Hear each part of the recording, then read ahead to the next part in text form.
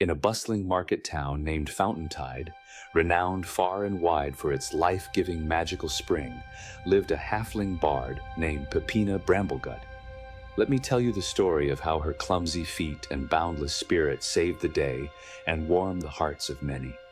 Every morning the sun would rise over the cobblestone streets of Fountaintide, illuminating stalls of arcane curiosities, perfumed spices, and fabrics dyed in every shade imaginable. It was a place where laughter was a currency as valuable as gold, and Pippina, with her wild curls bouncing as she walked, was determined to earn her worth. Pippina was not like other bards. When she strummed her lute, notes would sometimes escape in unexpected directions, just like her feet.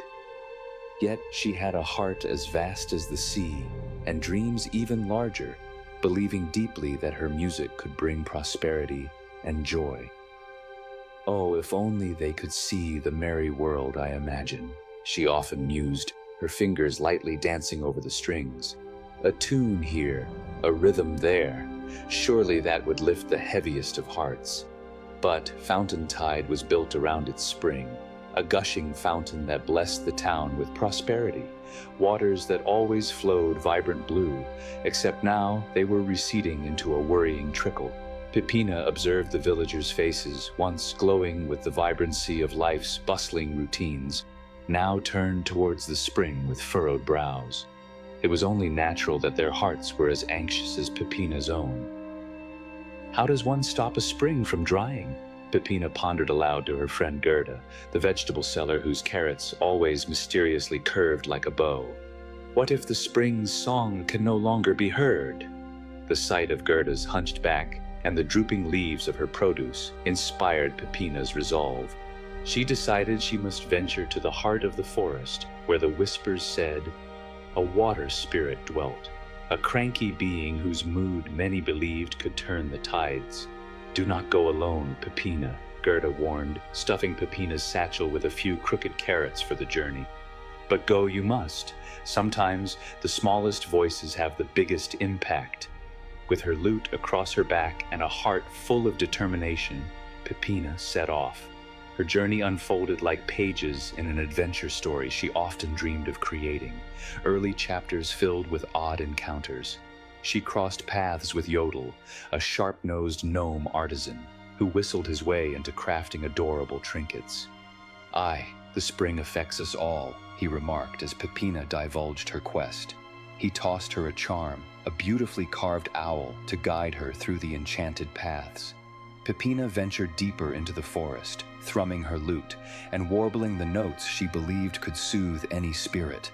Her laughter mixed with nature's melodies, dancing upon the air. No spirit can resist a good song, right? She chuckled to herself, despite her nerves. At daybreak by a crystal-clear brook, Pippina finally met Wundleflink, the town's renowned but ever so cranky water spirit.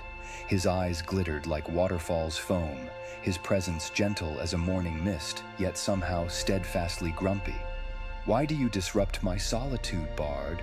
Wundleflink groaned, less menacing than he intended, and more like a stream babbling through the stones. Pippina reached for her lute, her hands uncertain yet driven by the courage in her heart.